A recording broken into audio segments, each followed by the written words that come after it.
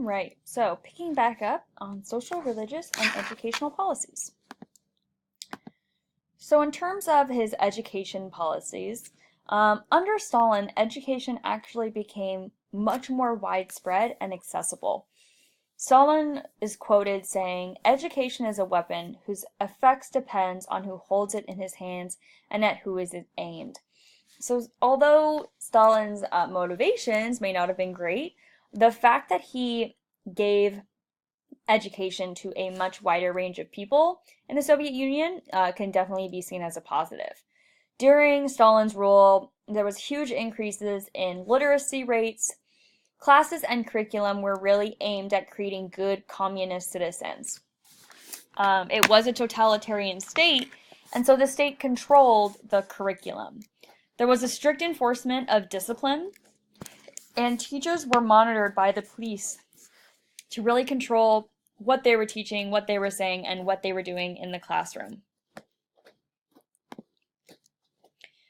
Children were also encouraged / pretty mandatory to join youth groups outside of school to further foster communist ideals. So if you were from 8 to 10, you were part of the Octoberists. If you were from 10 to 16, you were part of the Pioneers. And 19 to 23, you were part of the Commissar. So these youth groups would have gotten together, did activities together to really foster communist ideals. Children were also encouraged to tell on their parents for doing something that was not patriotic or not communist.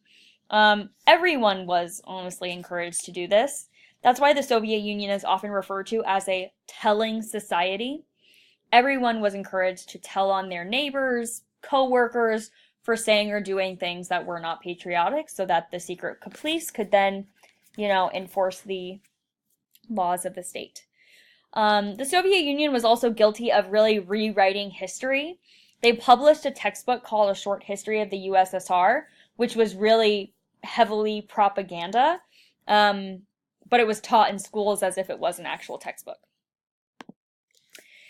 Women under Stalin, so under Lenin, women gained more rights and freedoms than they had previously under the Russian monarch.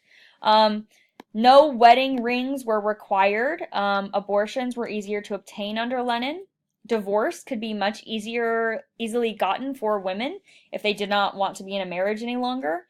And women were able to work in factories as equal to men. I mean, obviously there would have still been discrimination and things like that, but in relative to where they were, there was more equality. But basically what happened is because of these freedoms, there was a decrease in the birth rate and there was an increase in the amount of children who were being born out of wedlock. So Stalin needed more people. He needed people to work in the factories if he was going to continue forward with his industrialization goals. So he decided to kind of revert some of these freedoms that Stalin had given women in order to strengthen family values and to increase the birth rate once again. He wanted more good Soviet Union communists. So he made divorce a lot harder to come by. He outlawed abortion. He created tax benefits for families who had many children. And he provided more incentives for people to get married. He needed a higher birth rate. He needed more women to have children so that the Soviet Union could continue their industrialization kind of momentum. There was still no women in the political sphere at this time, which was very similar to other places in the world as well. In terms of religion, as we previously talked about, communist Karl Marx believed that religion got in the way of loyalty to the state and other kind of goals. So there was an increase on the attacks of churches. Church leaders were purged and sent to work camps. Those were those gulags I was talking about earlier. Because really the idea was you were supposed to worship Stalin. You were supposed to worship communism, not God. And Marx is famous for quoting or for describing religion as the opium of the masses, really numbing people's ability to think for themselves and act for themselves. So atheism during the Soviet Union was the overlying principle.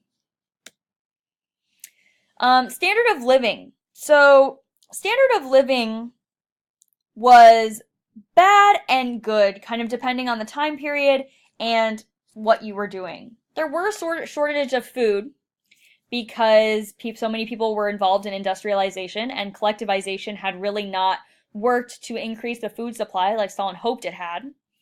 There was better health care available. There was a shortage of housing, once again, people moving to the cities to work in factories. There was very little leisure time because people were working so much. Quota-based pay, so it was really about meeting that quota that was set for you, that minimum amount of production. There was high shortages of consumer goods, once again, because everybody was involved in the industrialization of the country. There was a huge increase in literacy. I mean, think about it. If people can't read, they can't read your propaganda. Life was better if you stayed out of trouble, right? So people were in constant fear of the secret police, of the government, of being seen as a bad communist. So that could also be something that you could say is a negative in terms of the standard of living, you know, constantly being on alert for being arrested or whatever it may be. And so then next is the role of terror. So what was the role of terror in Stalin's regime? So Stalin had the KGB and the KKVD. These were his two forms of his kind of like secret police. They were first used to purge the Communist Party of anyone who disagreed with Stalin. Anyone who disagreed with Stalin or had spoken out against Stalin in his rise to power was sent to gulags. Those were those work camps. And then there were widespread arrests and attacks on anyone suspected of treason or thoughts against the state. There was really no evidence needed, right? So if someone says that you had said something or done something, the police did not need proof to arrest you and torture you. And, you know, people confess to things they didn't do when they're being tortured. Like I previously talked about, this resulted in a telling society. So everyone was telling on everyone for fear that they would be next. And this resulted in something called the Great Purge. The Great Purge was when Stalin and the Communist Party purged the society of academics, opposition, anyone they felt disagreed with them or their beliefs. People were sent to gulags, these were these work camps, and they're usually in the worst areas of the country, participating in grueling physical work with very little food. There was a 10 to 25% death rate, and basically the purpose of these camps was not only meant as a punishment for these people, but really meant to squeeze as much work as possible out of the people before they gave out. Here's a map of the gulags throughout the Soviet Union. And here's a photo of, you know, some of the work. They were often in places that were very cold, and so these people were performing this manual labor in areas of the country that were just miserable to be in. So, was Stalin a successful leader? Stalin is known today as one of the most brutal rulers, in history. He ruled the Soviet Union through fear and intimidation. His policies resulted in the death of millions of people through famine, execution, and overexhaustion. However, through his policies of education, industrialization, and collectivization, he turned Russia into a regional player and into a world superpower. Jeez, glad I'm looking through this. The Soviet Union was able to compete with the European superpowers as well as the United States, developing technology at an equal and occasionally faster rate. So it's kind of up to you guys, you know, over the next couple of days to kind of decide, who do you think was more successful, Stalin or Hitler? and have some good solid reasons as to why you think that. Now that we're done with the PowerPoint, feel free to spend some time filling in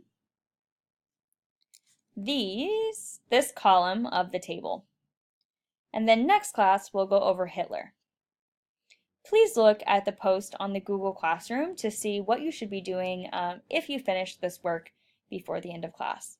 Thank you guys so much for your focus and hard work. I'll be checking these notes next class just to make sure that everybody got them done. If you have any questions, feel free to email me, and I will see you guys next week.